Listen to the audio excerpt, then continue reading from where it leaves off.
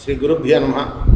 భక్తులారా, ఈరోజు భగవద్గీత పారాయణం చేసుకునే ముందు గీతాస్తుతి చేద్దాం. మనం పార్థాయ ప్రతిబోధితాం భగవతా నారాయణేన స్వయం వ్యాసేన గృహీతం పురాణం నామ జయ మహాభారతం అద్వైతామృతవర్షిణీం భగవతీం అష్టాదశాధ్యాయినీం అంబాం త్వాం అనుసందదామి భగవద్గీతే భగవద్వేషిణీ నమోస్తుతే వ్యాస విశాల బుద్ధే పుల్లారవిందాయత పుత్రనేత్ర येन त्वया भारतैलपुण्य प्रज्वालितो ज्ञानमयी प्रदीप प्रपन्न पारिजाताय स्तोत्रवेत्रैकपाणे ज्ञानमुद्राय कृष्णाय गीतामृततुह्ये नमः.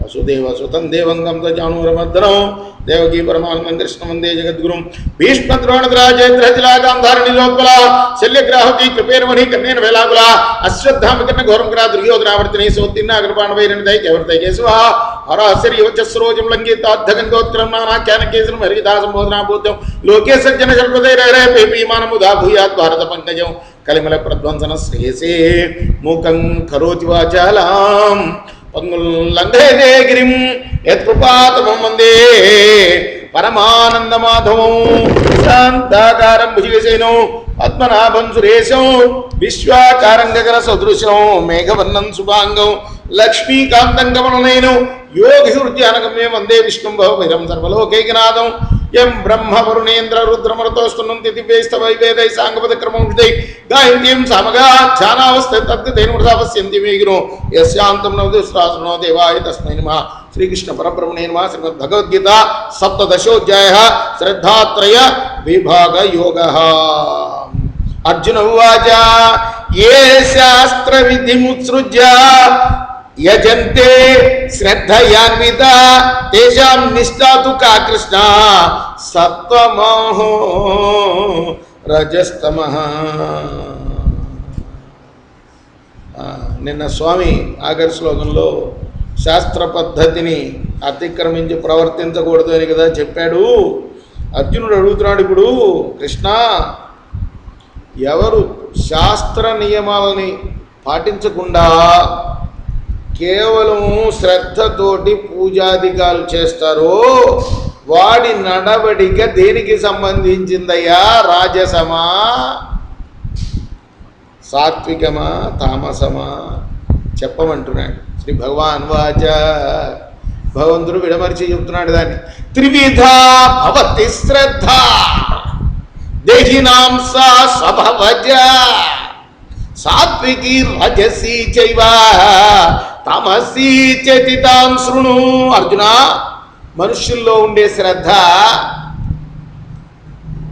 సాత్విక శ్రద్ధని, రాజస శ్రద్ధని, తామస శ్రద్ధని మూడు రకాలు నాయన. దాని గురించి చెప్తాను విను. సత్వానురూపా సర్వస్య శ్రద్ధా భవతి భారత శ్రద్ధామయో యాం పురుషో యో యచ్చదస యవస. వాడి ప్రకృతికి తగినట్లుగా ప్రతి వాడికి శ్రద్ధ ఉంటుంది. శ్రద్ధ లేని వాడు అంటూ ఉండడు. అయినా కూడా వాడి శ్రద్ధ ఎటువంటిదో వాడు కూడా అటువంటి వాడే అయి ఉంటాడు. యజంతే సాత్విక దేహ యక్ష రక్షాంసి రజస ప్రేతాన్ భూతగణాశ్చైన్యే యజంతే తామస జన. సాత్వికులేమో దేవతలను పూజిస్తారు, రాజస మానవులు యక్షరాక్షసులను పూజిస్తారు, తామస జనులు భూత ప్రేత పిశాచాలని పూజిస్తూ ఉంటారు. అశాస్త్ర విహితం ఘోరం తప్యంతే ఏ తపోజన దంభాహంకార సంయుక్త కామరాగ బలాన్విత కర్షయంత శరీరస్థం భూతగ్రామ చేతస అచేతస మాం చైవంత శరీరస్థం తాన్ విద్యాసుర నిశ్చయా. కోరిక అనేదానికి, అనురాగం అనేదానికి లొంగి డంబంతో శాస్త్రాజ్ఞలకు కట్టుబడకుండా మూఢులై శరీరేంద్రియాలకి వాటిలో అంతర్యామిగా ఉండే నాకు లంపటలు కలిగిస్తూ కటిక తపస్సులు చేసే జనులు అసురజాతికి చెందినవారు సుమా. ఆగారాస్త్వ తపపి సర్వస్య త్రివిధో భవతి ప్రియః యజ్ఞస్తపః తథా దానం తేషాం భేదమిమం శృణు. ఈ సత్వాది గుణాలు, సత్వరాజస్తమో గుణాలని అనుసరించే ఆహారం అనేది కూడా అందరికీ ప్రియమై ఉంటుంది నాయన. యజ్ఞం, తపస్సు, దానం కూడా అలాగే ఉంటుంది. వాటి భేదాలని గురించి కూడా చెప్తాను విను.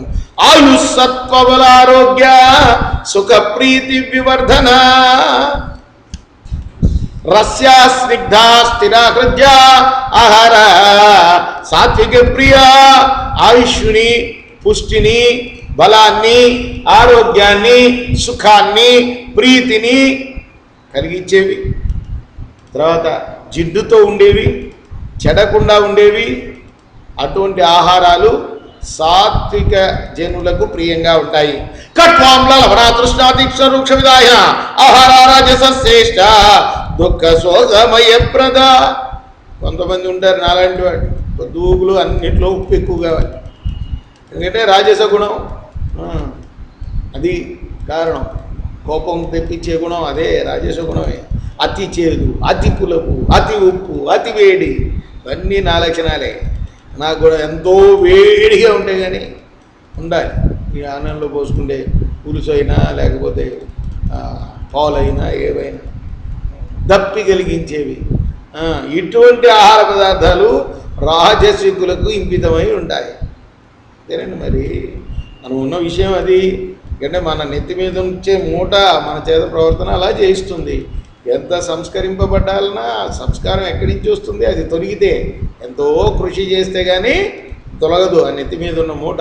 ఈ రాజస గుణం పోయి తామస గుణం పోయి సాత్విక గుణం వచ్చిన తర్వాత ఆ త్రిగుణాతీత స్థితి అప్పుడు వస్తుంది. అది కూడా పోగొట్టుకుంటే కానీ ఆ మనిషికి మోక్షం లభించదు అని చెప్తుంది భగవద్గీత కానీ భాగవతం కానీ ఏదైనా, ఏ పురాణమైనా చెప్పేది అదే. ఇవేం చేస్తాయి? ఈ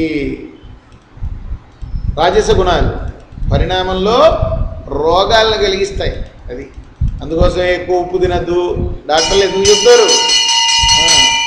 డాక్టర్లు చెప్పేవన్నీ మా పురాణాల్లో ఉన్నాయి. ఇవన్నీ ఈ ఆత్మయామగతరసము పూతి పర్యుషితం చయత్ ఉచ్చిష్టమపి చామేధ్యం భోజనం తామస ప్రియో. ఇక తామసికులు ఉన్నారే వీళ్ళకి పొద్దుగులు చద్దనం అంటే ప్రీతి వీళ్ళకి. తర్వాత నిషిద్ధమైన ఆహారాలన్నీ తినాలనిపిస్తుంది వీడికి. సంధ్యాకాలంలో తినకూడదురా అంటే నిషిద్ధ కాలంలో తినాలి. ఉల్లిపాయ తినకూడదురా అంటే ఉల్లిపాయ తినాలి. ఇటువంటివన్నీ మనం చూస్తుంటాం. శివపురాణంలో చక్కగా చెప్పబడింది. రుద్రాక్షమాల ధరించిన వాడు ఉల్లిపాయ ఎల్లిపాయ తినకూడదు అని ప్రతివాడు ధరిస్తాడు. అది పాటిస్తే కదా. ఇవన్నీ ఎందుకు చెప్పారు పురాణంలో?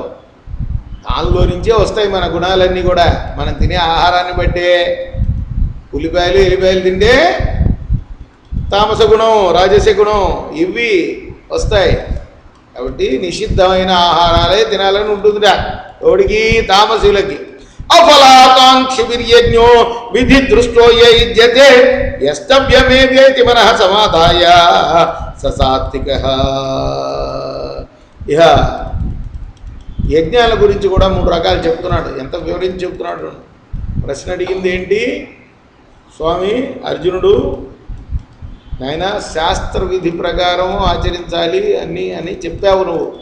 ఈ శాస్త్రాన్ని పాటించకుండా కేవలం శ్రద్ధతోటి ఉంటాడే వాడి దేనికి చెందినవాడయ్యా అంటే ఆ శ్రద్ధ గురించి సాత్వికమా, రాజసమా, తామసమా అని అడిగాడు ప్రశ్న. వాడి నడవడిక దేనికి చెందిందయ్యా? ఎవరి నడవడిక? ఆచారాన్ని పాటించకుండా కేవలం శ్రద్ధ కలిగి పూజాధికారి చేసేవాడి నడవడిక. దానికి ఎంత వివరంగా చెప్తున్నాడు స్వామి చూడండి. ఫలాశక్తి లేకుండా కర్తవ్య భావంతో సమాధాన చిత్తంతో శాస్త్రానికి అనుకూలంగా చేయబడే యజ్ఞాన్ని సాత్విక యజ్ఞం. యజ్ఞాల్లో కూడా రకాలు చెప్తున్నారు.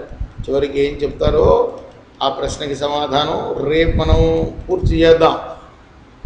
ఇప్పుడు భగవద్గీత ఒక శ్లోకం చదువుకున్నా మనం మహత్యం గురించిన వరాహ పురాణంలో శ్లోకాలు చదువుకోవాలి. అందువల్ల ఇప్పుడు మనం గీతా మహత్యాన్ని పారాయణం చేసుకున్నాం.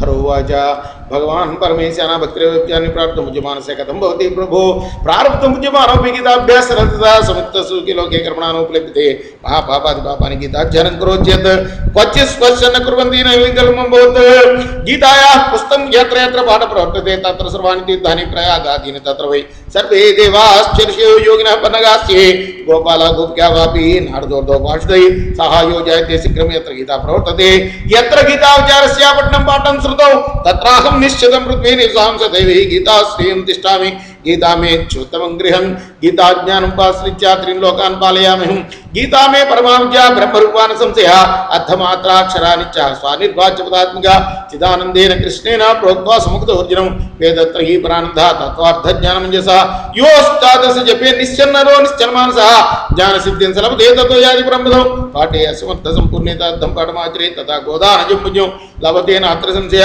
त्रिभागपटवास्तु गंगा स्नानफलं लभेत् षडन् संजपानस्तु सोमयागफलं लभेत् एकाध्यायन्तयो नित्यं पठते भक्ति समेतः रुद्रलोकमाप्नोति गुणं भूत्वा अवसेचनं अध्याय श्लोकपादं वा नित्यं यः पठते नरः स याति नरतां यावन्मनुकालं वसुन्धरे गीतायाः श्लोकदशकं सप्त पंच चतुष्टयं दौत्रीणे गन्धं वा श्लोकानां यः पठते नरः चन्द्रलोकमाप्नोति वर्षनामयतं ध्रुवं गीता पाठ समाहितो मृतो मानुषतां व्रजेत् गीताभ्यासं पुनः लभते मुक्तिमुक्तवान् गीतेच्चार संयुक्तो म्रियमाणो गतिं लभेत् गीतार्थश्रवणासक्तो महापापायितोऽपि वा वैकुण्ठं समवाप्नोति विष्णा सह मोदते गीतार्थं ध्यायते नित्यं कृत्वा कर्माणि भूर्षः जीवन्मुक्तस्य विज्ञेयो देहान्ते परमं पदं गीतामाश्रित्य बहुवो भूभुजो जनकादयः निर्धूतकल्मषालोके गीतायातः परं पदं गीतायाः पठनं कृत्वा महात्म्यं नैव पठेत् वृथा पाठो भवेद्यस्य श्रम एव च्युता कृता